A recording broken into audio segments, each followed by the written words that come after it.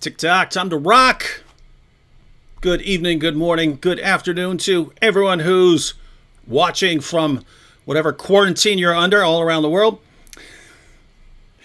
Glad you could be with us. I know a lot of people might not have much else to do other than just hang out online all night. Well, we are here in case you want to hang out, in case you want to explore some ideas with us. We're going to be here most nights. And with me right now, I have Braxton Hunter. Dr. Braxton Hunter, right? That's right, David. Glad to be with you. Excited about this. All right. Why don't we begin by you telling everyone about yourself, sort of, who you are, what you do. Tell us about your channel as well. Appreciate that. Yeah, I am the current president of Trinity College of the Bible and Theological Seminary, and I teach our apologetics, some of our apologetics and some of our evangelism courses there. But in terms of YouTube, I am at youtube.com/Braxton Hunter, and the channel is called Trinity Radio. It's pretty well a response channel to atheist videos, but we also have some major world religion type stuff, some Islam stuff, some cults stuff and things like that, but primarily a response channel to atheists. Mm-hmm. And how's your channel been doing? It's been doing great for about a year. About a year ago, I had a debate with Matt Dillahunty and got a lot of atheist attention. I have a huge chunk of my audience that is atheist. Mm-hmm. And so it grew really rapidly there. And then, of course, with the help of some people like Mike Winger, Cameron Bertuzzi, and John McCrae, it has really taken off since then. And for anybody that's a YouTuber out there and kind of wondering how this works, it took me 2 years to get to 1,000 subscribers. And it's taken me about a year to now get to about 6,300. So there is light at the end of the tunnel. All right, cool. Just wanted to check on sound. Just because Drew Beatty said I cannot hear anything, I'm assuming that is a problem on his end. Does everyone else hear us? Does everyone else hear us fine before we continue? I don't see anyone else complaining about sound, so I'm assuming. But I just want to get a quick verify. Everyone hear us? Everyone hear us clearly? Are our sound levels about even? Hey, where's the comments? Come on. Oh, I forget. We're on kind of a delay. It's about a 30-second delay. So, yes. Okay. Okay, good. So Cameron Bertuzzi's got a comment here. He said sound is good, and that's high praise coming from Cameron because that is that's a professional. That's a professional. He's always said that about me. He's always said I sound good. All right. Well, we are here to talk about the Kalam Cosmological argument, as you can see in the comment from Cameron here. By the way, everyone. If you're not subscribed to Capturing Christianity, awesome YouTube channel. He does lots of talks, has debates on his channel and so on. So check that out. Also, don't do this yet. But as we proceed through this discussion of the Kalam Cosmological argument with Braxton Hunter, you'll find yourself in one of three different categories. Either, wow, this guy has a lot of cool information, I'd like to know more. If you're that person, then a link to his channel is in the description box, and then so go and subscribe to his channel for much more of the stuff because he makes videos regularly. Or you'll be like, I don't know, in which case you could go either way. Or you'll be like, what the heck? I can't stand this dude. I can't stand listening to him. I would much rather listen to just David all day long, in which case, just stick with me here. All right. So understandable. So, Braxton. The Kalam Cosmological argument is in sort of the broad grouping of I don't know if you call them, we could call them arguments from natural theology or something like that, but arguments for the existence of God. Give us kind of an overview of sort of where this falls in the kind of spectrum of arguments dealing with the existence of God. Yeah, so you've got a number of arguments that are meant to show that God exists. And this is actually a great opportunity to make something clear that is often misunderstood. And I even saw some comments related to this or asking about this in the chat already. And that is, we have these arguments, we call them theistic arguments. That is, they're arguments meant to show that God exists. But we always follow that. Apologists should always follow that with a case for the resurrection or something like that to show that we're not just talking about some no-name God and we're going to leave it there. Because we want to be preachers of the gospel as well and present the truth about Christianity. And so we follow that case for God's existence with a good resurrection case or in some other way show that Christianity is true. So in the argument that we're going to talk about tonight or any other theistic argument. There are a couple of that could go either way, but we're really just talking about getting to that first step of what we might call a classical case, classical apologetics case. That is to show that God exists. But so when people say something like, well, the Kalam only gets you as far as God or whatever, yeah, that's right. I'll take that.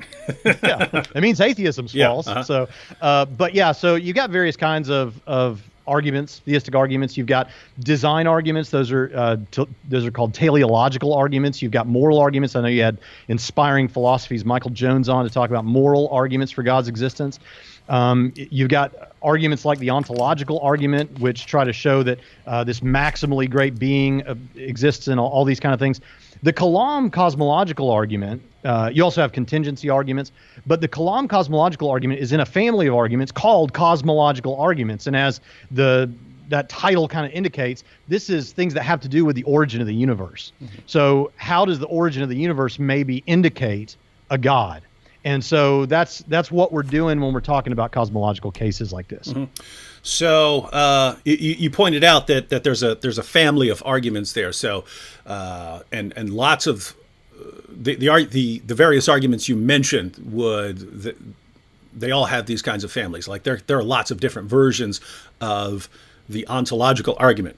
So you have of Anselm's and Descartes and all the Plantinga for modern versions and so on. Same thing with design arguments. I mean, you could broadly break that into design of the universe, like fine tuning, but also design, biological design. But even within biological design, you could go in tons of different directions with your argument. You could lay out tons of different premises and draw all kinds of different conclusions. And so we get to the cosmological argument, and you basically got a universe here. You have a big old universe and some, kind of broad features of our universe that we learn about either philosophically or scientifically. We learn some things about our universe. But with these, like with the fine-tuning argument, you're talking about a specific, very specific features of our universe that it seems finely tuned for life. But with the universe, it's just, as you pointed out, things like, the universe existing or coming into being. And so for an individual philosopher or theologian or apologist to make a case, it's how do you get from there to God? How do you get from the universe existing or coming into existence?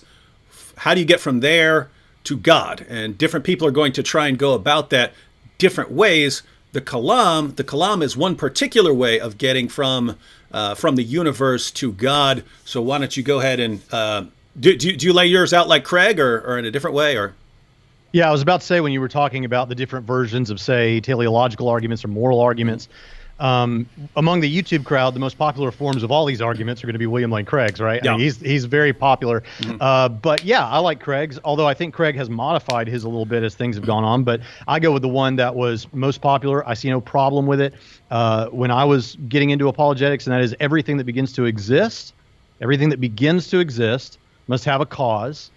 The universe, premise 2, the universe began to exist. So everything that begins to exist has to have a cause, and the universe is like that. The universe began to exist, so the universe must need a cause. Now, there's a couple of things, or must have a cause. There's a couple of things I want to say about this, because I realize that this can get really tricky. It can sound really philosophical and heady for people that haven't encountered it before. So let me say that I think this argument is so great because it is simple enough that children, I think, can understand aspects of it, and is deep enough that philosophers can plumb its depths. So, for example, both of my daughters, I have 2 human daughters, who, when they were about 6 years old apiece, each one of them came to me and said, "Daddy, I know there's a God." "Oh, you know there's a God? How do you know that, sweetheart?" "Well, there has to be a God, because if there was no God, where'd all this stuff come from?" And so as 6 years old, children are already picking up on this sort of an idea.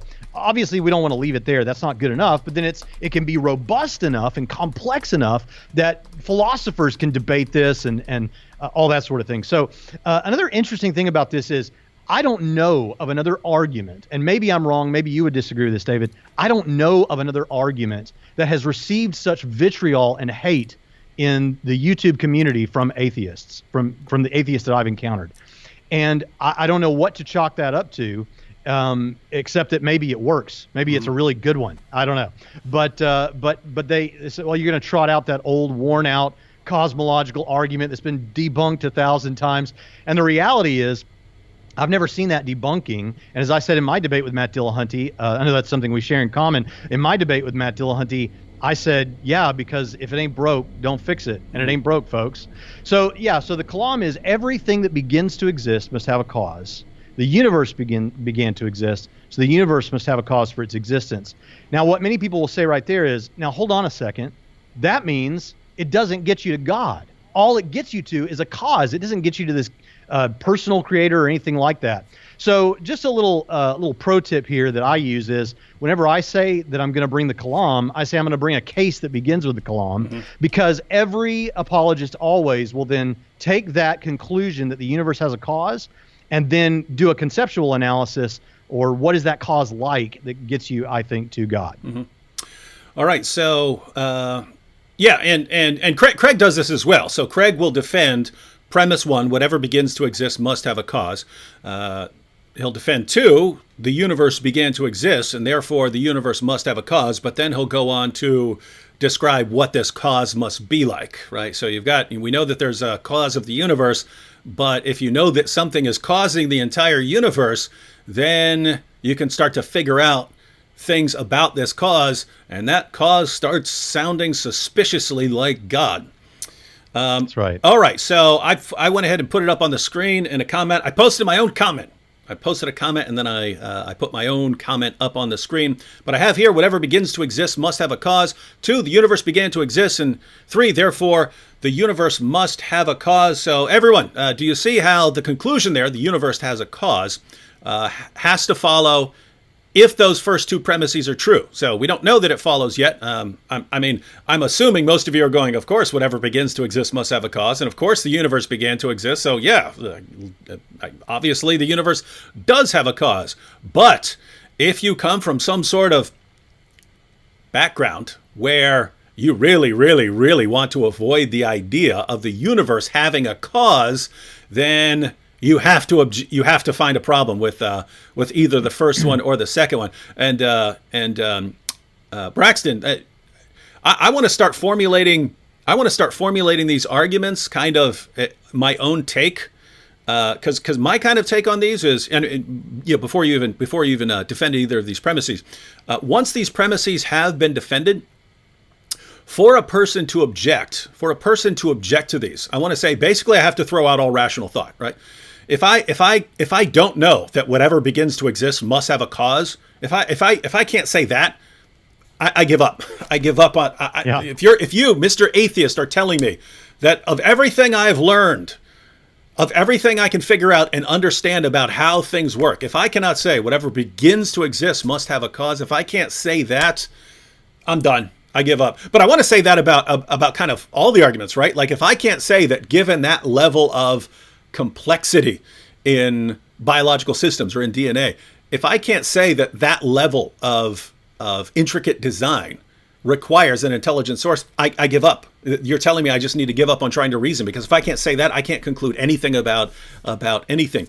All right, but where do you want to start here? You want to start with premise 1 would be an obvious part. Well, yeah, I think so, and I'd like to comment on what you just said. So, children, I think, pretty early on, come to understand this sort of cause and effect situation in the universe. It's only whenever they get older and get PhDs in philosophy or something, they start thinking something like that things can come to exist, without causes. So my daughter, I ran an experiment when my daughter was about 9 months old, my oldest daughter. I wanted to run an experiment and see if she had developed the dexterity to catch a ball if I tossed her a ball. And so I had this ball and I tossed it to her, and it hit her in the head and she toppled over. Not a good experiment to run on your daughter, not a very Christian experiment. But don't worry, it was a soft ball. I mean, it wasn't a soft ball, but it was a soft ball. And she fell over, but as soon as she fell over, she did something brilliant that told me my daughter's going to grow up to be a philosopher.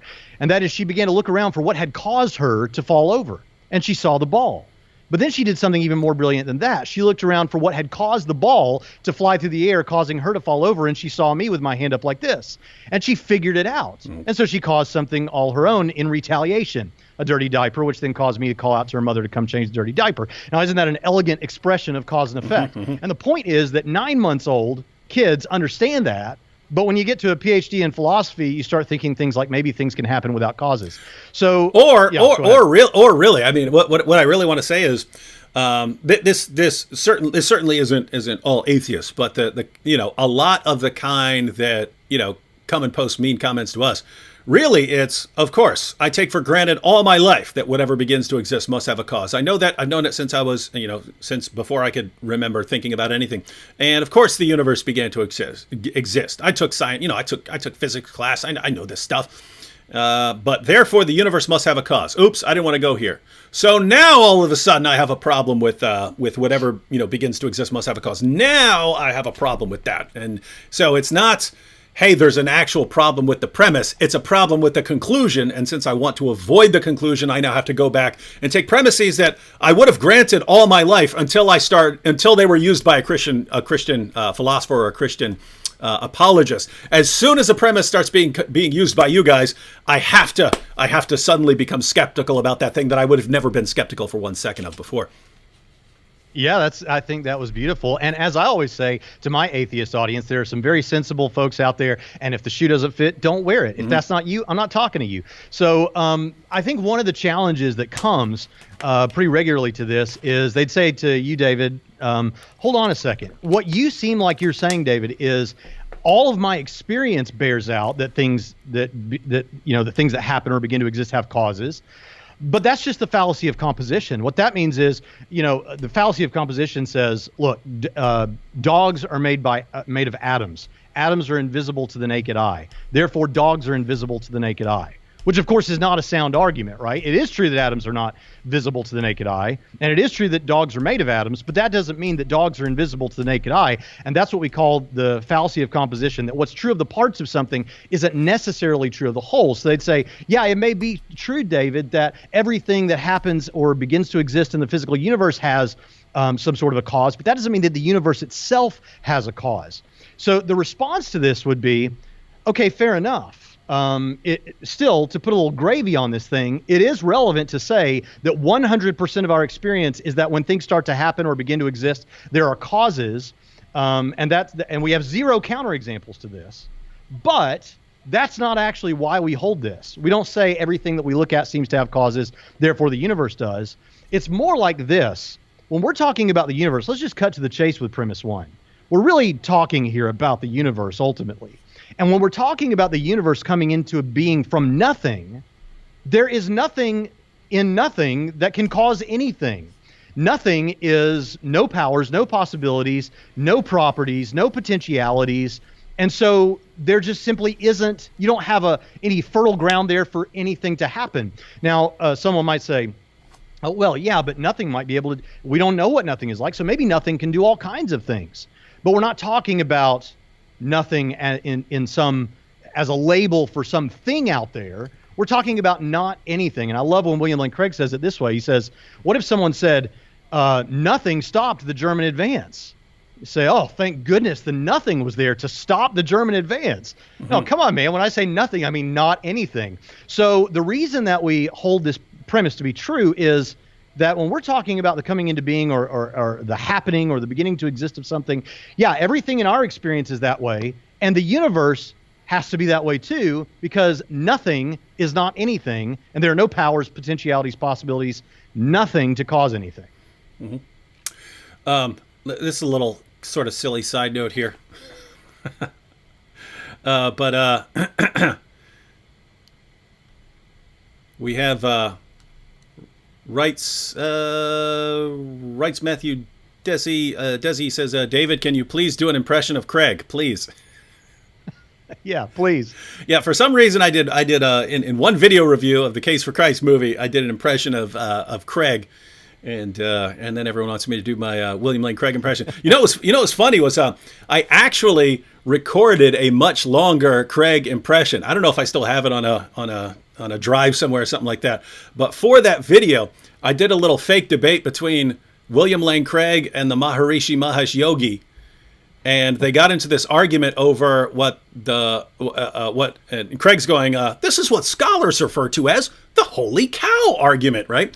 And so he was going, but in the longer version, which I didn't post, when I actually had it all, I'm like, this is too long. I need to cut this down. So I chopped out most of it. But I had William Lane Craig ended up doing all these like cow puns to make fun of it. And so he finishes summarizing the Maharishi Mahesh Yogi's argument and the holy cow argument. So in case anyone didn't see that, the Maharishi's argument was he has no problem with Jesus rising from the dead, provided Jesus came back as a cow. And then Craig responds, but he acts like this is an actual argument. He said this is what scholars refer to as the holy cow hypothesis, where the disciples showed up at the tomb and they saw it was empty and they yelled "holy cow," but Hindu scholars interpreted it literally. So it's just a big joke in this video. Anyway, at the once Craig started explaining the argument, then he starts going, and all I can say is, where's the beef? I'm not moved at all. This is utterly improbable. And he keeps doing every cow pun I could come up with. That's great. And then he finishes and he says, so I can't go with this hypothesis. There's too much at stake. And so it was really dumb. I was like, this is too much here. And I chopped it all out. That video, David, that video is when I started watching regularly. I already knew who you were and everything, but I started watching regularly with that video because Mark Middleberg, we were in Corpus Christi at an apologetics conference, and he's like, you got to see this video. And it was awesome. Yeah. Yeah. All right. But before premise two. Yeah. But before we go on, there is it already came up. I see people commenting on the chat, but it already came up. And I don't know if it was someone just trying to get us to respond to it or something like that. But can I guess? Can I guess what it is? Yeah. And for some reason, this happens no matter what argument we're using. When certain people hear it, the same people who claim to be the champions of reason and logic, they never understand what we said, and then they immediately go on to pretend that we said something that we didn't say. But what's your prediction here? Who made God? Yeah. So the response that popped up was, well, if everything requires a cause, then what caused God? Now I don't remember saying that everything requires a cause. I don't remember that, but go ahead. What are your thoughts on this? Yeah, so this is a fair question that does come up. Richard Dawkins wanted to know the answer to this question. Richard Dawkins and a lot of children want to know the answer to this question. Richard Dawkins and children, and then there are some people who've just never heard the argument who want to know legitimately. So the answer to that question is, it's a misunderstanding of premise one. Premise one is not, as you just stated, is not everything has a cause. It's everything that begins to exist must have a cause. Now, hang on. First, I found the comment. I saw people responding to it. But then I found the actual comment. So Finding Truth said, okay, I just wanted to make sure that he wasn't being misrepresented.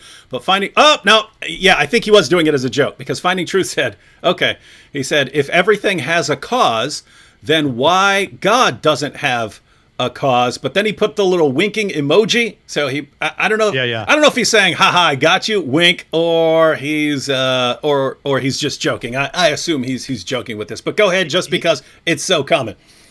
He's joking. He's one of my moderators. Oh, okay. Yeah. You got to watch out for that guy. And I was probably too snarky. I'm not typically that way, David. I'm coming off a bit too snarky for you, I'm sure. I'm not normally like that. Yeah, you're gonna hurt all my viewers' feelings. But it is a fair question when someone first hears this argument. That is a natural question to ask. And so now it could sound like special pleading, even after I've just explained it, to say, oh, well, you're only doing that to get God off the hook. Everything that begins to exist, then you want to say God doesn't begin to exist. But here's the thing. And this kind of gets into the conceptual analysis that we'll get to in a bit. But whatever stands as the cause of the physical universe must be timeless for reasons that I'm sure we'll discuss in just a moment. That means sans time, exists sans time. So that means, and in a situation where you have no time, then there is no beginning or ending. Beginning and ending are only terms that make any sense in a temporal existence, in a time-based existence. So God exists timelessly and needs no beginning. He didn't begin to exist. So that's the answer to that question.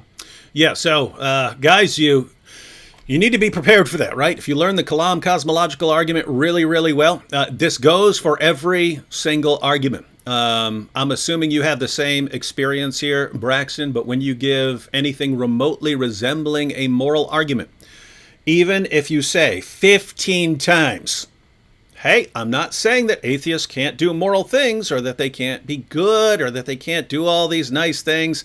I'm saying and then you give, your argument. I'm saying there's no objective basis for doing these things, right? Automatically you start getting the messages. You're saying that an atheist can't do good things without God. Or you can't do good things without believing in God. Well, let me refute that. I can do great things and stuff. And it's like, guys, how do you misinterpret every single thing we say? I think you could actually make an argument based on a sort of clouding of the mind or a spiritual blindness, just based on, no matter how clearly you state these arguments, very, very, I'm not just talking about really dumb people. I'm talking about the highest levels of atheists will still completely misinterpret what you're saying, and will come back with something like, "Oh, well, you said that everything has a cause. So what's the cause of God, right?" Or you're saying we can't be moral or something like that. So there's something at work here, right? Because I think that's Christopher Hitchens, not to speak ill of the dead, but Christopher Hitchens was notorious for that. He would sometimes have two debates in the same week, and both debaters would bring the same moral argument, and he would misunderstand it in precisely the way you just described. And what was great, the movie Collision, which was kind of a documentary with him and Douglas Wilson, in the same movie, he does that multiple times with the same guy. So yeah, I resonate with that. And so finding truth here again, he says he met us at EPS, me and Vocab here. All right, one quick question here from Michelle Marie. Michelle Marie said, the atheists criticize, because this is along the lines of the Kalam, she said, the atheists criticized David after the debate with Dillahunty, stating that David is so in love with the ignorant Kalam argument, he is just using that old straw man because he doesn't know anything else. They called it a straw man, lol. I've noticed that the Dillahunty crowd will call anything a straw man, right? If you just restate what he just said, that's a straw man. If you take what he said and then point out an obvious necessary implication of what he said, that's a straw man. But yeah, I guess they're calling entire arguments there. I wasn't using the argument. What I said during the debate was, these atheists, what they've done, the system they've developed over time is to adjust their levels of skepticism. And so when it's something that they want to believe or something that makes them feel good, they're kind of like intellectual, like hedonists or something like that, right? Like it's along the lines of, I haven't decided what to call them yet, but if I like something and something makes me feel better about myself and about my own position and makes me feel superior to other people, then I lower my skepticism down to 1, and I don't need any real defense of it. I'll just believe anything anyone says as long as it fits in with that. But if it's something they don't like, like God or Christianity or something like that, they'll dial their skepticism all the way up to 10 so that nothing can possibly qualify as evidence. And what happens then is they will start denying premises that they would otherwise grant in a heartbeat. And so they'll start denying that the universe began to exist or that whatever begins to exist must have a cause. They'll start denying these things. And guess what? 1, there's nothing in there that's a straw man. That's 1, the argument can't be is definitely not a straw man. But 2, that's exactly what they do. That is exactly precisely 100% what they do with all these arguments, no matter how clear, no matter how indisputable. If you take something that is clear and obvious and indisputable, such that no rational person in the history of humanity would deny it, if you then build an argument for the existence of God based on that, all of a sudden, we can't believe that. That's total nonsense. No, only a fool would believe that thing that's obvious. All right, so those are, yeah, those are my thoughts. There's so much I want to branch off with, but I know we'll never get through the Kalam if I respond to that. Yeah. So you want to go back to, premise 2 now.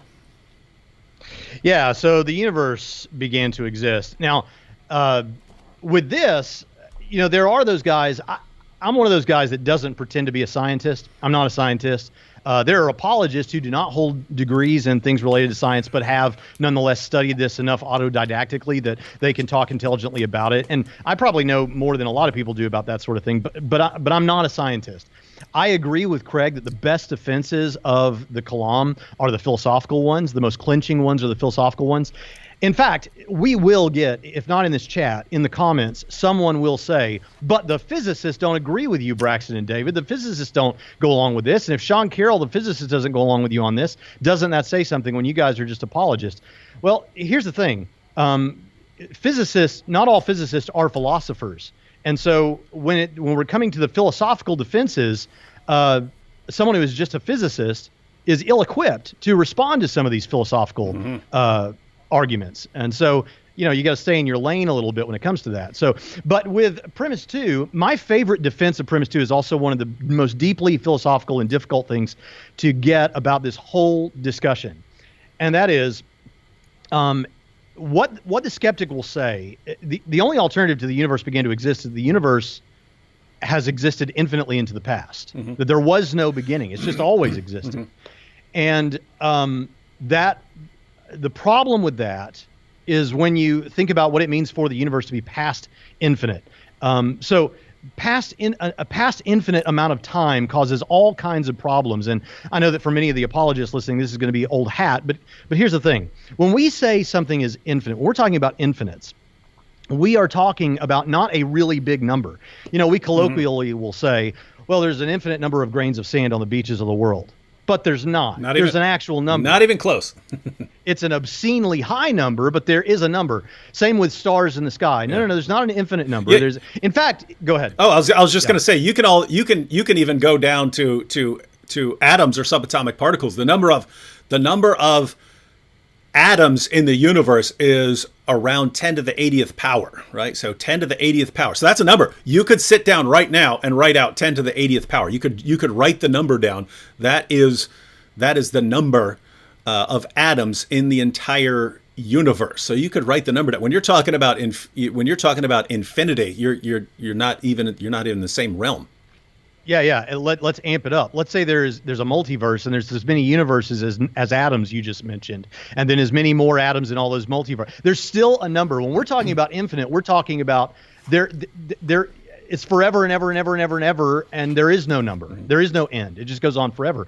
So now, if we're saying the past is like that, then we run into some serious problems. 2 primary problems that I like to point out.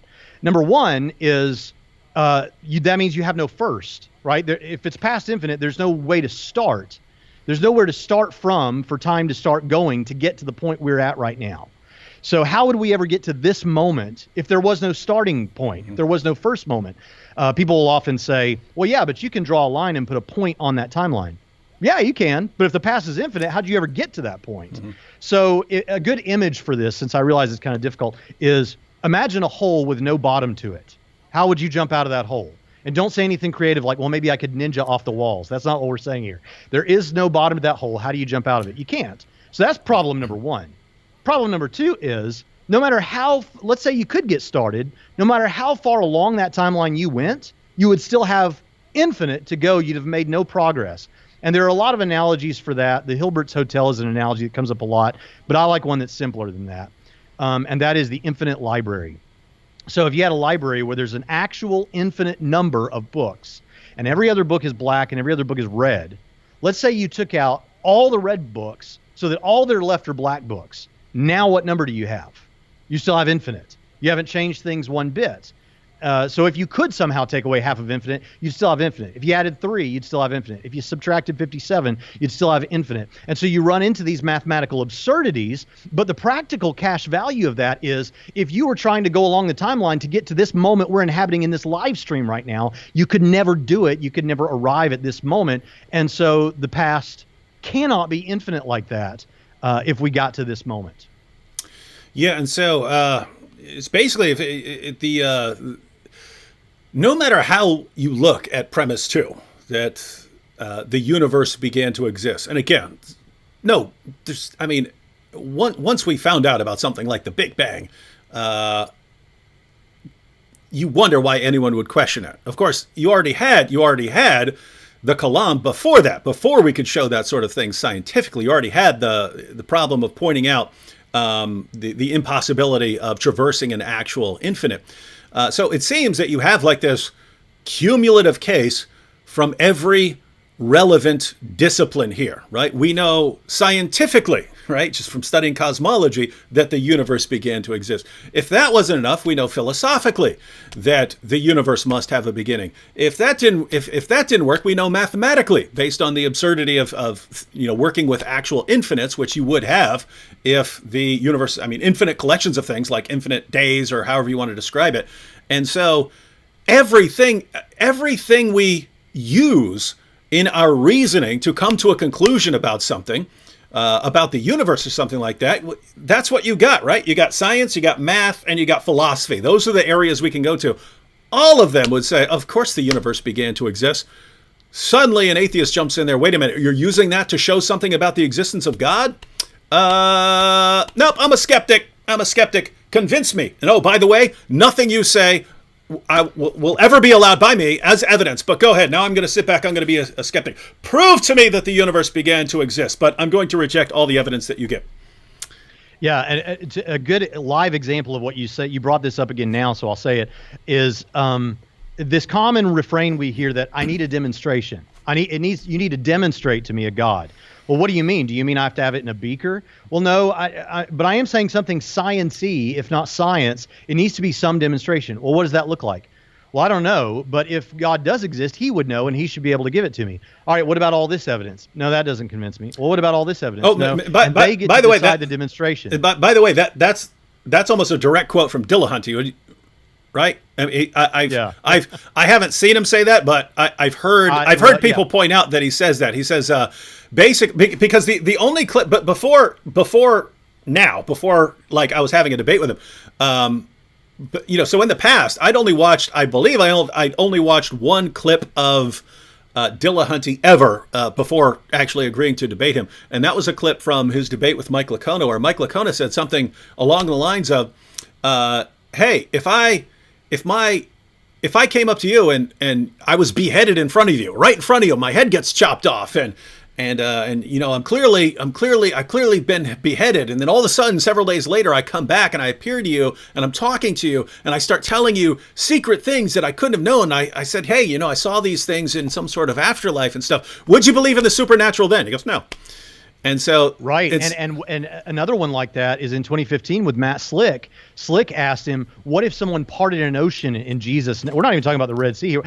What if someone parted an ocean in Jesus' name? Would you believe something supernatural had happened then? The answer is no. And Slick asked him, "Well, what would it take?" He said, "I don't know what it would take." But God knows. Is that where you're getting at? So, well, yeah, he does say that. Yeah. And so what I said was one of the first questions in my question and answer time with him was, I said, you've said you have to have a demonstration, right? Yeah. What is that demonstration? And then he said the whole thing about God. And I said, yeah, but if Jesus appeared to you on the stage right now, you could say, well, that was just that was just in my head or something like that. Well, yeah, I would say that. So, but here's the other side of that, David, that I've noticed in thinking about, I've thought about that debate and his work a lot is, all right, but then you say you don't believe that Cartesian certainty is even possible. Mm-hmm. And I understand that. I'm sympathetic to that. I think in most cases, at least, Cartesian certainty is for the birds. All right, so that means that you agree that we can't give you Cartesian certainty and shouldn't have to, and nothing else can give you that about anything, right? Mm-hmm. That's right. Okay, well then what kind of demonstration are you expecting? Yeah. Short of Cartesian certainty. Mm-hmm. And here's what that results in, and it kind of hits at what you brought out in your opening statements in the morality debate or the ethic, whatever it is this thing of I then get to be the arbiter of whether I'm going to allow something to meet the level of demonstration. Mm-hmm. And my response to him ultimately was, something, it may be that God does know that given your libertarian free will, there isn't anything that will convince you because of the epistemology that you've structured. Mm-hmm. Yeah, and to help people understand, because to be clear, Dillahunty is not the only atheist speaker who does this. I've long believed that all of the popular atheist speakers and so on are actually doing this. What's interesting is now they're finally admitting it. So I don't know if you saw Richard Dawkins' interview with Peter Boghossian, where Peter Boghossian asked him, "What if God did exist? What evidence could God give you that would show you that He existed?" And Dawkins said, "Well, years ago, I would have said, if I walk outside and then there's some big booming voice and it says Richard Dawkins, believe in me, I would point to things like that and say, why doesn't God just do that if He wants me to believe?" He said, "But I've come to realize since then that if that happened, I would just conclude that it's a hallucination." And so they start going along the lines of all these different things they've been saying for years would convince them, and realizing that none of that would convince them. And then they even got to the point where if Richard Dawkins saw a message written out in the stars, Richard Dawkins, believe in me, he would simply appeal to powerful aliens who are trying to trick him. And so what you find out is that these guys who for years have been going around going, your evidence doesn't convince me. Show me the evidence. I want to go where the evidence points, have constructed a methodology that is impervious to evidence, right? So they've constructed a methodology that is impervious to evidence. Dawkins does it. Boghossian does it. Dillahunty clearly does it. Michael Shermer has what's called Shermer's last law, where powerful enough aliens would be indistinguishable from God. And I pointed out in my debate with him, well, if powerful aliens will be indistinguishable from God, then God is indistinguishable from powerful aliens. I asked him, what could God do to give you any kind of evidence? And there's nothing. He couldn't come up with anything. The reason is, I mean, just imagine, God shows up, he starts blasting lightning bolts around. Believe in me, believe in me. Well, how do I know that's not a powerful alien? They've constructed a methodology that is immune to evidence. But at the same, and I think you could actually make a rule out of this. I haven't decided what to call it yet. I want to make a video on this, but it's basically this. If Richard Dawkins is going to reject any evidence no matter what, then Richard Dawkins rejecting your argument tells you nothing about the quality of the argument, right? If it's a slam dunk foolproof argument, he's going to reject it. If it's for the existence of God, because he's already acknowledged it doesn't matter what the evidence is, he's going to reject it. And if your argument is garbage, he's going to reject it. So either way, he's going to reject it. Him rejecting it tells you nothing. And so atheists who rely on Dawkins to do their reasoning for them, they really need to step back and say, wait a minute. His rejecting these arguments tells me nothing. I need to look at this stuff myself. Yeah, you're speaking my language here, because that was my approach in the Dillahunty debate. Mm-hmm. That was the approach that Michael Jones took in his debate with Dillahunty. I said in my opening, or in my first rebuttal, look, if this is, I brought out that Lycona thing. I brought out the Matt Slick thing. Mm-hmm. I brought out, this is what Dillahunty says. So if you would believe, if an ocean was parted in Jesus' name, if you would believe, if someone's head was decapitated and they came back and told you about, if you would believe on the basis of those things, then Matt Dillahunty's opinions about what counts as good and bad evidence should have absolutely no sway on you. Mm-hmm. Yeah. So anyway. Yeah. So yeah. And when I try to explain this to someone who kind of doesn't get what's going on, I point out, all right, so imagine that I were a metaphysical solipsist. Metaphysical solipsist is a person who believes that he's the only thing that exists, right? So he's sitting back. If I were a metaphysical solipsist, I would be sitting here right now in this discussion, but I wouldn't believe that this computer exists, that this camera exists, that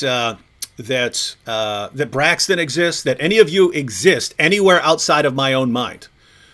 All of this, if I were a metaphysical solipsist, I would believe that all of this is just a sort of fictional world that I've invented in my own head to keep myself entertained because I exist for all eternity, maybe, and I'm the only thing that exists, and I get bored, and so I've invented this sort of view.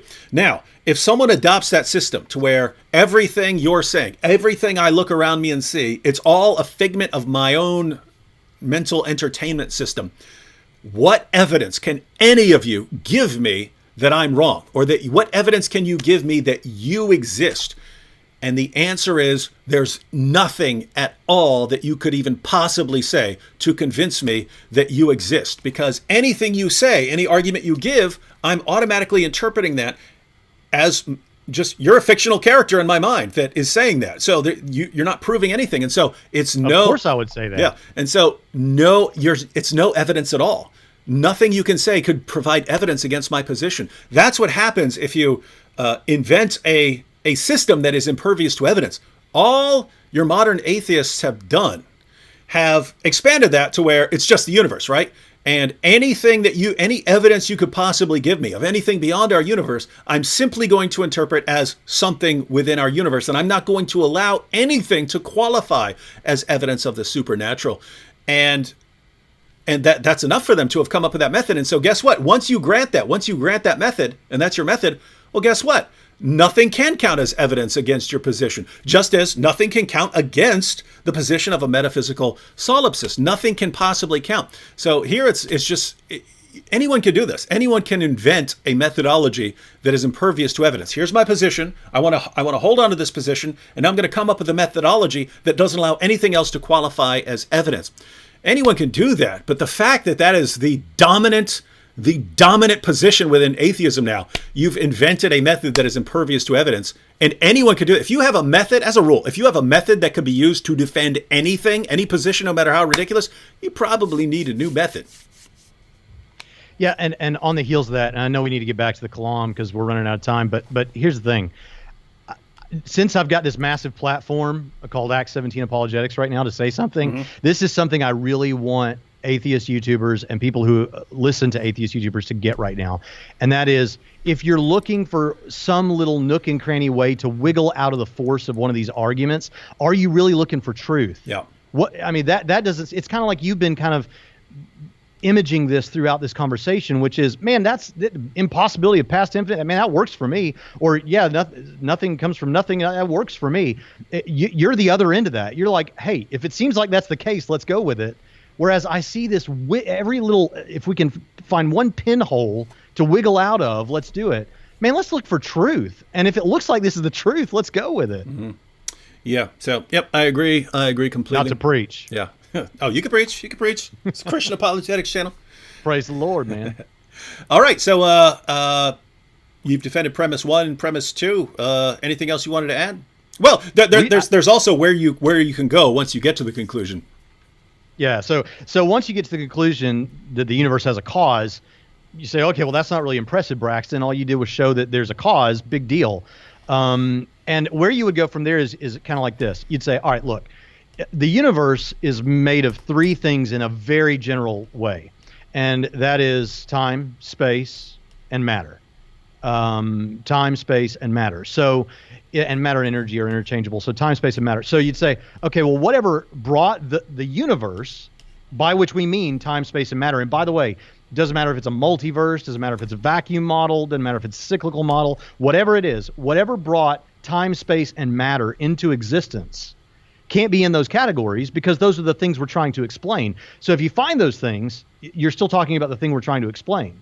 So that would mean that it is timeless. And some people would use the term eternal, but they don't mean by that everlasting, because everlasting is a temporal term. So God is everlasting because anytime there's time, he's everlasting there. But God is eternal or timeless, sans the physical universe. He's spaceless, or the cause would be spaceless and not made of physical matter. Now, that means it's a spaceless, timeless, non-material cause. What else can we say about it?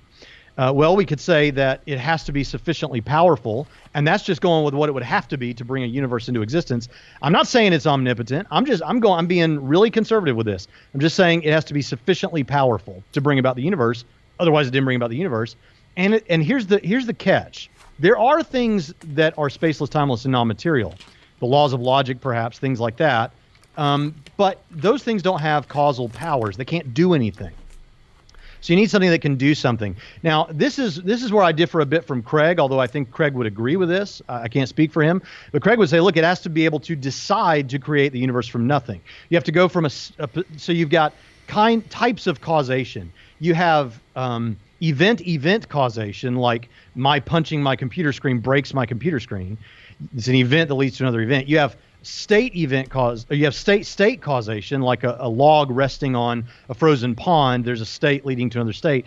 But what we have here is state event causation. You have a state of timeless nothingness leading to an event, the beginning of the universe. An agent causation, personal agent causation, would fill that role. But I think we can actually go a step further, and here's where I would go with this. Whatever the initial cause must have been, must have had libertarian freedom. And the reason I say that is, it means they had to have free will, because there was no prior determinism to work on it, to make it do anything. And it wasn't random because it resulted in a workable cosmos. So it would have to have libertarian freedom. Well, what sort of things have free will? Personal agents do. So there's a couple of reasons to think it's a personal agent, and there are no good alternatives. And it seems like this must be the explanation. So you have a spaceless, timeless, non-material, sufficiently powerful, exceedingly wise, personal agent, and that is what every Jew and every Christian has always meant when they look at Genesis 1, in the beginning, God. Mm-hmm. So, timeless, spaceless, immaterial, personal, agent.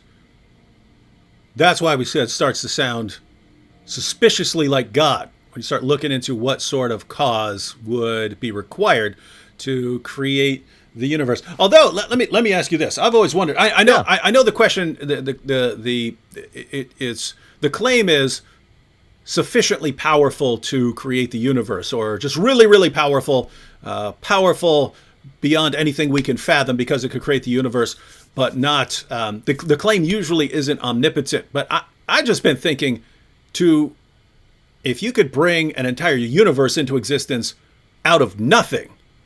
Right? Not just working around the universe or you're doing something with the universe or tinkering with the universe, but actually saying, okay, there's nothing here. Bam, a universe. If that's not in the category of omnipotence, I don't know what is, right? Like if I were to come up with some test of omnipotence, take nothing and turn it into a universe, that would be okay. All right, you seem omnipotent now. Yeah, the response to that, I think, and I know you know all this, but the response to that is typically, well, how do you know it's not a cause that could create one universe but not 10 billion universes? And so there would be something it couldn't do. But I'm with you. But, I mean, here's the thing. If we've got a spaceless, timeless, non-material, sufficiently powerful, exceedingly wise personal agent, atheism is false. Now, it's Dillahunty, we're beating up on Dillahunty. I don't mean to do that. It's just that I prepared for a debate with him for a year. You just debated him. But here's the thing. He often says, how do you know that's a god? How do you know it's not a group of universe-creating pixies that did all of that? Okay. That one goes back to Hume. Hume used something similar to that. And so I've called it the Pixie Parade. I've grouped. One of our listeners is cataloging all the things. So you've got a computer, you've got a pixie, you've got a cheese sandwich, all these spaghetti monster. You've got all these things that could have caused the universe. So here's the problem. Okay, let's go with your spaceless, timeless, non-material, sufficiently powerful group of pixies. But Occam's razor, the principle that says you shouldn't multiply explanatory variables beyond what's necessary, would have you cull away all but one of those pixies. So now you've just got spaceless, timeless, non-material, sufficiently powerful, exceedingly wise, singular universe-creating pixie. You just described God and called God a pixie. So welcome to theism, you pixie theist. You pixie theist. That's a good title for a video. Yeah. Matt Dillahunty, the pixie theist. I should do that. Yeah. All right. So guys, you have any questions about the Kalam cosmological argument? I know Hexata sent me a couple questions ahead of time. Should we jump into those?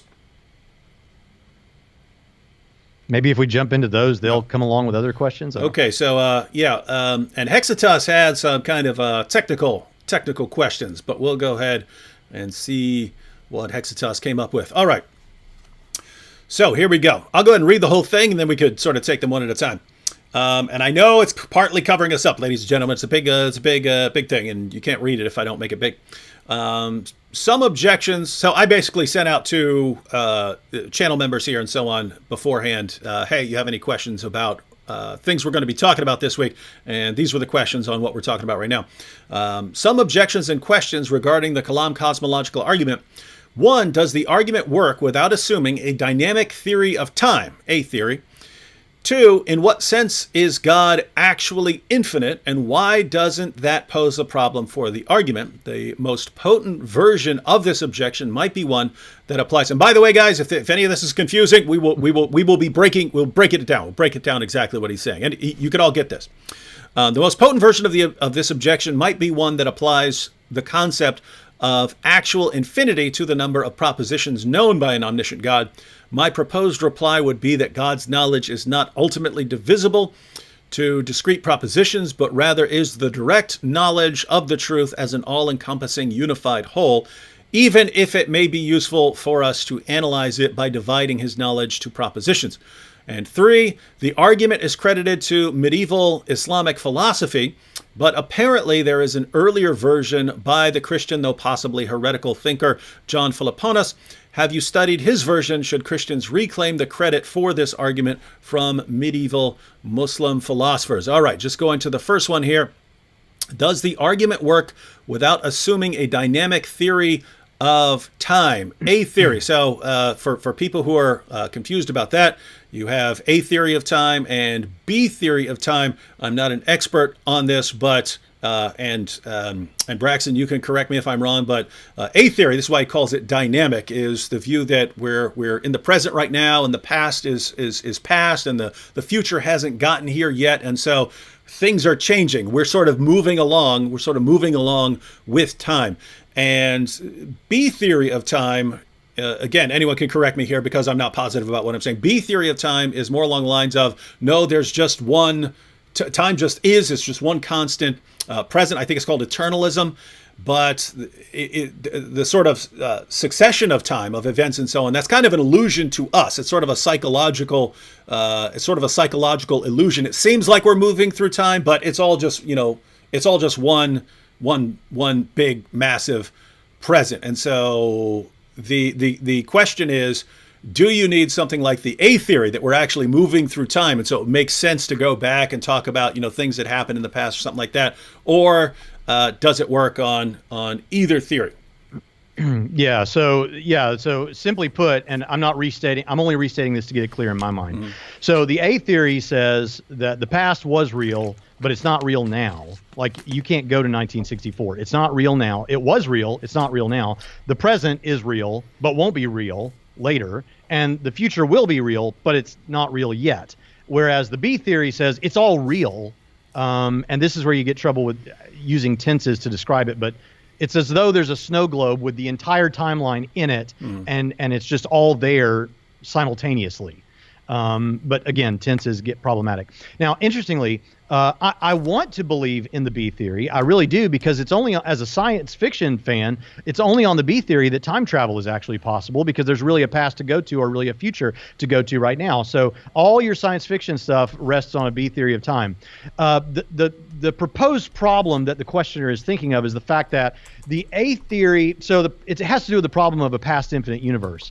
So you couldn't develop an infinite by addition, consecutive addition. So in other words, if you started counting 1, 2, 3, 4, and you lived forever, you could never count to infinity for the reasons we talked about earlier. There's not really an actual infinite number of grains of sand on the beaches or whatever. You could never count to infinity. You'd always be approaching it, but you'd never be arriving at it. But the B theory is supposed to pose a problem, because here the infinite didn't come about through successive addition. It simply is instantiated entirely all at once, this infinite system. Now, for a long time, people thought that was a real problem, but there's been some great work done on this. Robert Coons was recently on Capturing Christianity, which is Cameron Bertuzzi, who we spoke about earlier, his channel, and he presented what is known as the Grim Reaper paradox. And the Grim Reaper paradox is pretty complicated. I don't know if you want me to get into it, but the point of it is there is a version of it that has to do with why it poses a problem for past infinites amount of time, and there's a version of it that has to do with a past infinite series of events. That second one that has to do with the past infinite series of events illustrates that if you can't have a past infinite universe even on the B theory of time, because you would run into a flat contradiction, not just an absurdity, but a flat contradiction. I'll summarize it as briefly as I can, but basically what he says is, all right, imagine you've got these Grim Reapers. They're called Grim Reapers because in the other version that has to do with time, they kill a guy. This is the less violent version. I really just encourage people to go listen to that episode on Capturing Christianity with Robert Coons. But say you have an past infinite series of Grim Reapers, and each one of them has a piece of paper. And his only job, every Grim Reaper's job, is he has passed a piece of paper from the previous Grim Reaper in the series, and he's supposed to look and see, does it have a number on it already? And if it doesn't have a number, or maybe it's if he's supposed to put his number, but if it doesn't have a number, he puts his number and passes it on, and the next Grim Reaper will check to see if it has a number, and if it does, he passes it on. If it doesn't, he writes the number. People will have to listen to this a couple of times, I think, to get it. The question is, if you get to, let's say the end of the series is 100 AD. When you get to 100 AD from this past infinite series of Grim Reapers, and trust me, I know this is totally weird, what number is going to be on that page, or is there going to be a number on that page? Well, you end up with a contradictory result, because whichever Grim Reaper first put a number on the page, there was already an infinite number before that one that didn't put the number on the page, if any of them did. And you say, well, the first one did. Well, there is no first one. It's a past infinite. So what you end up with is whenever that Grim Reaper puts the number on, when you get to the end, you both have a number on the page, because surely an infinite number of Grim Reapers would have put the number on the page at some point, but you end up with, no, there's not a number on the page, because there was an infinite number that didn't write a number. So you end up with an exact contradiction. And that's really weird. I just encourage you to go watch the Capturing Christianity. But what it shows is that even on the B theory, you still can't get to an actual infinite. So where it was once thought that this wouldn't work, I think this now shows with the Grim Reaper paradox, that second version, it works even with the B theory. So what was the second question that was raised? Because this is the one I really get excited about, I think. All right, let me put this back up here. Question 2 was, in what sense is God actually infinite? And why doesn't that pose a problem for the argument? So just here at the beginning, everyone, if you wonder what's going on here, part of the Kalam Cosmological argument is that you start running into all kinds of problems, logical problems, mathematical problems, and so on. If you start talking about an actual infinite collection of something, you start ending up with all sorts of mathematical absurdities, and the philosophical claim that you can't traverse an actual infinite series. And so the question that arises is, well, isn't God infinite? And so is that a problem? And so the initial response is, well, no, that's not a problem, because we're not talking about God being an infinite collection of something, right? So we're not talking about God being an infinite collection. But then it goes on here. He says the most potent version of this objection might be one that applies the concept of actual infinity to the number of propositions known by an omniscient God. So in other words, the number of propositions that God knows, or the number of ideas God has, wouldn't those be infinite? Wouldn't God have an infinite collection of ideas? And if so, wouldn't all the problems associated with the library example, or with Hilbert's Hotel or something like that, wouldn't those same objections apply to God? And how do you get around this problem? So a few years ago, I came up with this on my own. You know, it's one of those things we all, as when you're thinking philosophically, you come up with stuff that other people have thought of, and you think you're the first one to ever think of it. And a few years ago, I thought of this on my own, and I thought, oh my gosh, I think I accidentally just came upon a philosophical argument that proves open theism is true. Open theism is the view that God does not have exhaustive knowledge of future events. And there are various versions of open theism, but in whatever version you take, ultimately God doesn't exhaustively know all future events.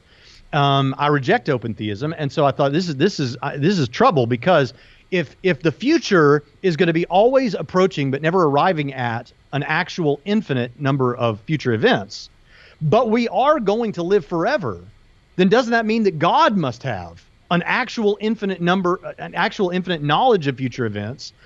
And doesn't that cause a problem, because God's knowledge would then have to cross an actual infinite? Well, since you can't cross an actual infinite, God may know a whole lot about the future, but maybe he doesn't know everything. And I was really disturbed about this for a while. I thought I had proved open theism, and I thought I was going to have to bite the bullet and be an open theist. But then I came across some journal articles that revealed to me that I'm a dummy again, thinking I've thought of something nobody ever thought of. And there are great responses that are pretty simple. And it has to do with this. So there are potential infinites, and then there are actual infinites.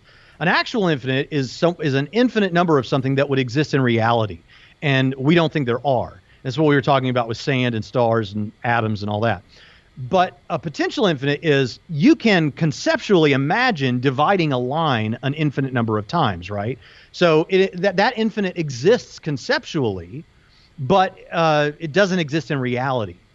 So there's a couple of things, and the questioner kind of hit toward this. Number one, God's knowledge of all future events would be a potential infinite knowledge, simply because that's what it means for something to be a potential infinite, is that it exists conceptually rather than yet exists actually in reality. But there's a second issue to this, and this is what the questioner, I think, was hitting toward, and that is, an omniscient being, it has all the knowledge simultaneously. So sans the creation of the physical universe, God exists timelessly, and he's not thinking through, I'm going to create the universe, I'm going to create the universe, I'm going to create it now. And he's not reasoning through when would be the best time. We have to think that way, because that's actually a process of learning, where we think through what we already know to arrive at a conclusion about what we should do. God simply has all that knowledge instantaneously. And here's where the rubber meets the road. So he doesn't have to think through things. He just knows it as a set. So the example that was given in the journal articles that I think is great is you and I, David, and all of the listeners are currently aware of all the numbers between 1 and 100, all the whole numbers between 1 and 100. So if I ask you what number comes after 47, you don't have to cross all the numbers prior to 47 to then arrive at, oh, now I know it's 48. You simply instantly know that it's 48. The same as if I asked you, what are all the 10s? 10, 20, 30, or what's the next 10 after 30, 40? You just know that.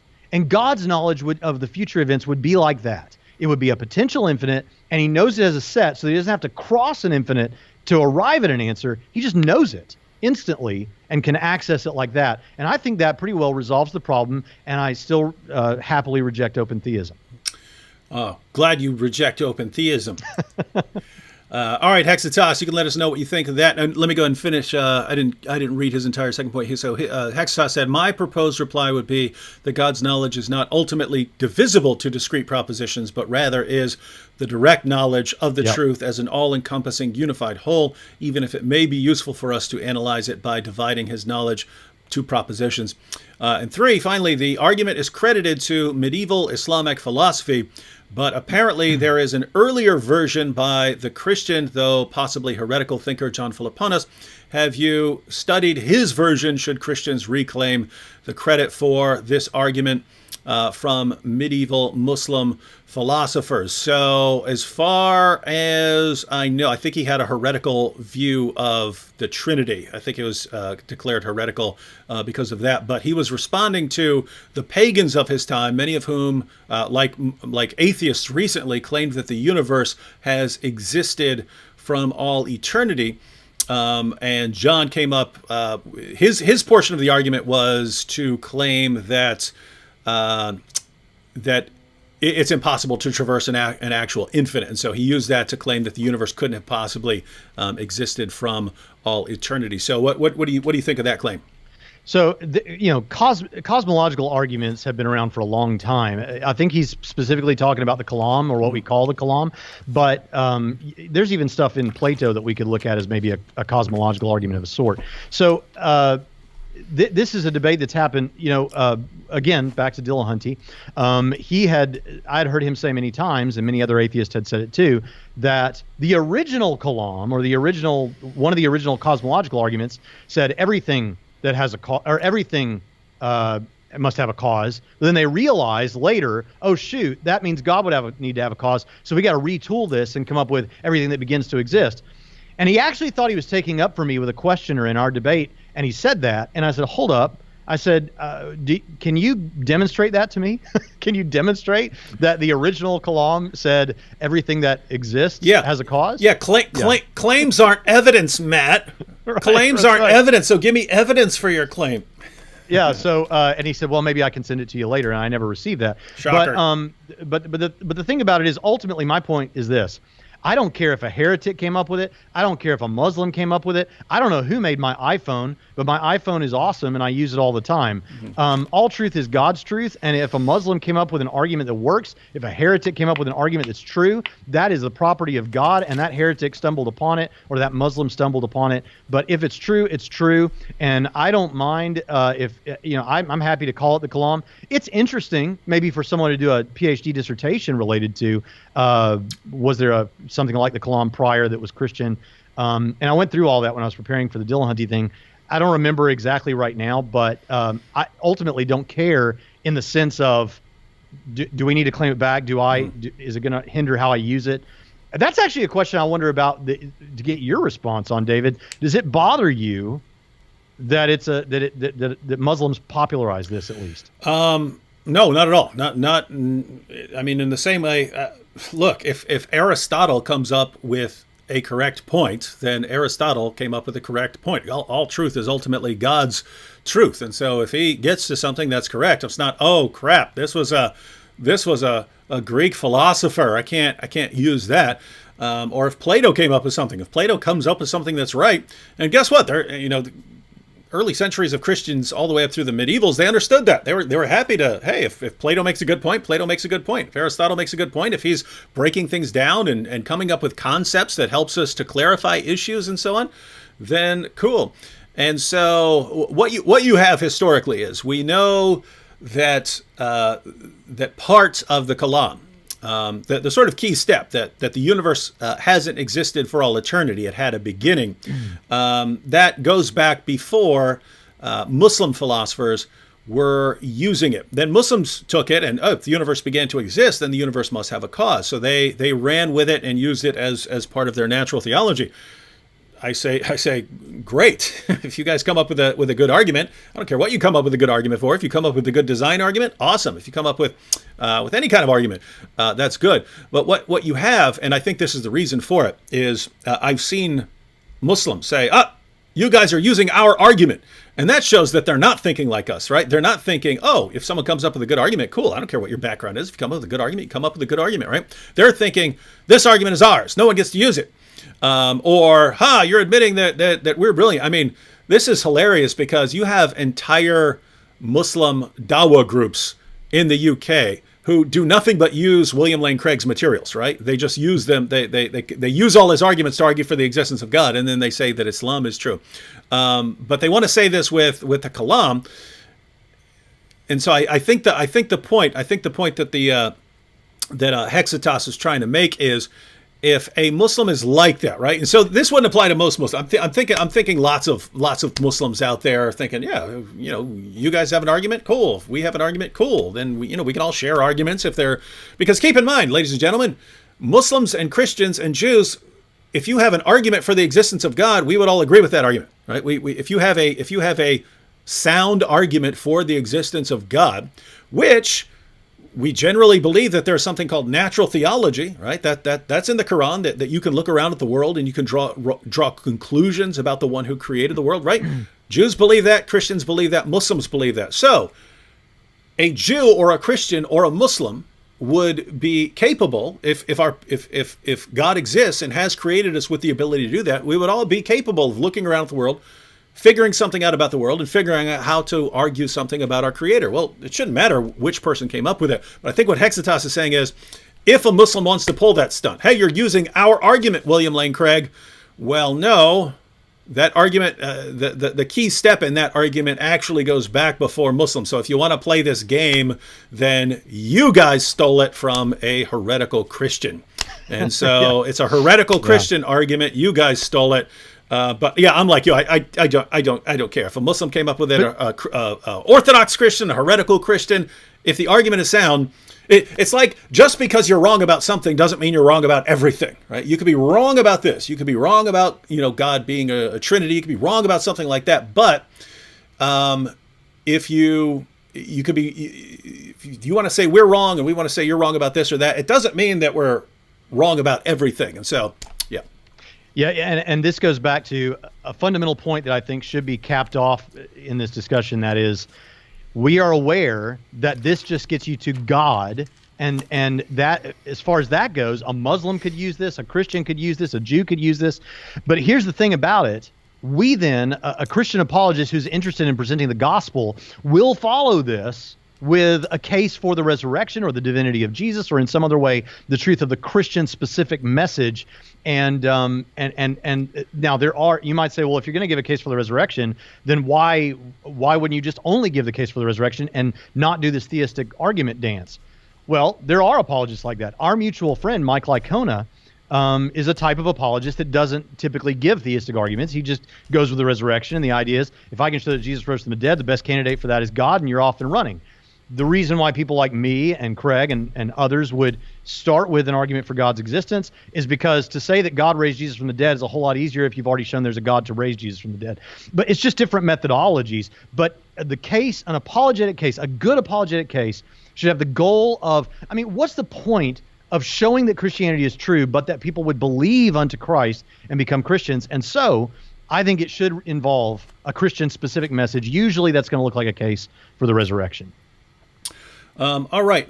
Just wanted to deal with some point because a bunch of people said that they're like, I think they're calling them porn bots, people posting messages. Guys, I'm seeing 0 of those. I've blocked all of that, anyone posting links. In fact, that's why there were there were some people who don't want you having any sort of reasonable discussion about Muhammad or something, and so they would start coming in, posting all sorts of links to porn sites. So I went ahead and blocked. I went ahead and blocked anyone's ability to post links except like moderators, and so I don't see any. So I thought that it was blocked completely from the chat and that no one could see it. I don't see any. I have not seen one. So you guys let me know. Are you saying that what you see is completely different from mine, even though it's blocked from me seeing it, other people are still seeing it? And also, what happens when a moderator blocks it? Because I'm not in a position to block it because I don't see any of them. So what happens when you guys see it and a moderator blocks it? When a moderator blocks it, does everyone stop seeing it? Because I have no idea what's going on because it's invisible to me. Okay, never mind. Gerard Perry said they've been blocked. They're gone. Okay, so apparently they're blocked on my channel, but that only means what I can see right now. And so other people do see them, but the moderators have blocked them. And so, okay, Sam Harper said, I don't see any links. Donovan Hill said, seeing none. Brando said, I haven't. So apparently there are people who are like me. They haven't seen any, but other people are seeing them. So, all right, we'll figure that out. Maybe I don't know. Maybe it's a technical thing where these things are kind of coming through for certain people, but not for others. Because a lot of people are saying they haven't seen any, but I'm looking right here and I see a lot of people saying that they're seeing them. So hopefully that problem's been okay. People directing them to our channel. All right, mods, always block anyone who's spamming anything about porn or anything else. All right, I guess we should start wrapping up here. What do you think, Braxton? It's just been a blast, David. I really appreciate this. I love talking about this argument. I don't care how many atheists say this is an old, tired, worn-out argument that's been debunked. I haven't seen that debunking, and for my money, this is the best theistic argument, in my opinion. Things appeal to people differently. You know, a lot of people like the design arguments. Some people like the moral arguments. This is the thing that, if I ever do have an intellectual doubt, this argument almost completely resolves it immediately. Mm-hmm. At least in terms of God's existence, because it shocks me that anyone, after hearing and understanding this argument and the design argument, would be an atheist. You may not be a Christian, but at least I don't know how you're still an atheist. Mm-hmm. Yeah, I've noticed something similar with a lot of atheists, especially certain kinds of atheists. Now, guys, just to be clear again, we've already said it, but since we've noticed that lots of atheists do misinterpret everything we say. There are atheists that are some of the most brilliant people I've ever met, right? I was at a philosophy conference and just listening to a lot of Massimo Pigliucci. That guy is smart. Really insanely smart. If you read one of his books, you do not understand how smart this guy is until people are sitting there and raising objections and arguing with him and stuff. This guy's smart. So I'm not talking about people like that. There are a lot of much sloppier thinkers. What was funny was that was a conference primarily of atheist philosophers who were complaining about how stupid a lot of the leaders of the new atheist movement were, right? So they're basically saying, what do we do about this? These guys are like embarrassing. These guys are so embarrassing, but they're the ones that are becoming popular. And we spend years trying to dissect arguments to get to the best case we can. And no one cares about that, but some guy just goes around blurting out these little atheist memes and slogans, and atheists around the world rally around it. What do we do about this, right? Because they regarded it as massively embarrassing. But what you have is, I say it's similar to something you have in Islam. Many Muslims have never grasped the difference between successfully refuting an argument and, on the other hand, saying something in response to an argument, right?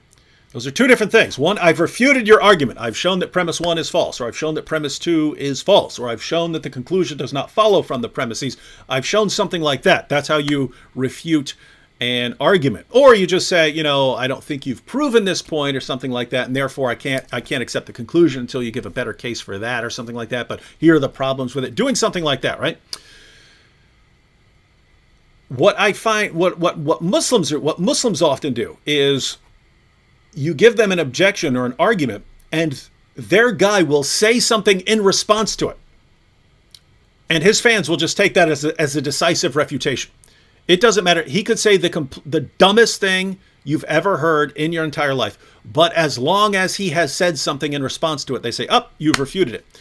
I've noticed a parallel among a certain kind of atheists that as long as the atheist speaker says something in response to what the Christian said, it's a decisive refutation. I'm saying that because lots of people pointed out to me, I didn't watch the debate, but a lot of people pointed out to me that in order to avoid the claims of the disciples and so on, the witnesses of the risen Jesus, Matt made the claim, claims aren't evidence. Claims aren't evidence, right? And so so his followers will go, that's right, claims aren't evidence, right? Without ever bothering to think and actually consider, is that a good response? Or is that the stupidest thing anyone has ever said? Claims aren't evidence. My goodness, why wasn't this the guy? Why wasn't this the lawyer for Bill Cosby and Harvey Weinstein and Jeffrey Epstein, right? Well, members of the jury, all these women are making these claims, but as we all know, claims aren't evidence. What evidence do they have apart from their claims? None. I rest my airtight case, right? This guy would be like the ultimate lawyer for rapists, right? If he could actually convince them of stuff like that and actually stack the jury with his followers, right? But they don't think about that, right? It's just anything you say that is a response to the Christian, we're 100% on board, case closed. Now we get to make fun of you for trying to make a case, not realizing you're so dumb, you didn't understand that claims aren't evidence, right? So that's what's going on with something like the Kalam cosmological argument is they'll say things to reject whether, something can come into existence without being caused, or they'll say things about the universe not having a beginning, but not giving any real defense. And then as soon as they say anything, they just, we've refuted you. I can't believe you're still bringing up that dumb argument. And then they'll all work themselves up into a frenzy of mockery. And once they've got that frenzy of mockery, it is very difficult to get a word, a reasonable word in edgewise, because now it's just a fount of mockery and so on. And what can I say, man? That seems to be modern atheism in a nutshell. Mockery is a very, very powerful thing. And, there has to be substance behind the mockery, and there is a lot of I think there are some YouTube atheists out there who are trying to grapple with, Alex Malpass, who just debated Craig on capturing Christianity. This is a more sensible atheist who's aware of the philosophy. I mean, he's a philosopher, but there's a lot of YouTube atheism out there that it's just rhetoric and mockery, and it's not all. Again, if the shoe doesn't fit, don't wear it. I'm not talking about you, but there's a lot of that out there. And I think that mockery is extremely effective, especially with people who are doubting. I've had people recently tell me they had serious doubts because of YouTube comments, and the YouTube comments that they're pointing to, it's just mockery. It's just rhetoric. So mockery is powerful, but if you're going to use it, have something behind it. Yeah, guys, if you watch my channel, I'm all for mockery, but there's always substance, right? The mockery is a vehicle, a package to get an important point across. There are other people who use mockery as a substitute for ever having a point, right? They don't have a point, they don't have an argument, they don't have a case, but if they mock enough, it sounds like they know what they're talking about, and they just don't. All right. Well, thank you, Braxton, for joining me again, everyone. There's a link to Braxton's YouTube channel in the description box. So, how frequently do you post? Once or twice a week, or 2 or 3 times a week? Two or three times a week, and just describe the kind of content you make for everyone. It's typically response videos to atheists. It could be on any number of things: resurrection, philosophical arguments for God's existence. I stay away from like young Earth creationism when they're when an atheist is attacking young Earth creation. I don't really deal with that stuff. But the sort of things that we're talking about here and Bible stuff, but it's usually response videos to atheists. And John Beaver said, "Tell Braxton I just bought the Chronicles of the Adonai and have read about 3 chapters so far." Awesome. That's my first volume of my fiction series. Oh, okay. I have several books, but I wrote a trilogy of fiction books that include apologetics. Oh, cool, cool, cool. All right. Well, thanks everyone for joining me. I will be back tomorrow, I believe, with Tony Costa and maybe someone else, and we will be addressing more. Also, later this week, I think Thursday, I will have a victim of coronavirus live, so we can actually all talk about coronavirus and what it's like and so on. So anyway, those will be coming up. And again, thanks to Braxton Hunter for joining us. Subscribe to the channel, and catch you all next time.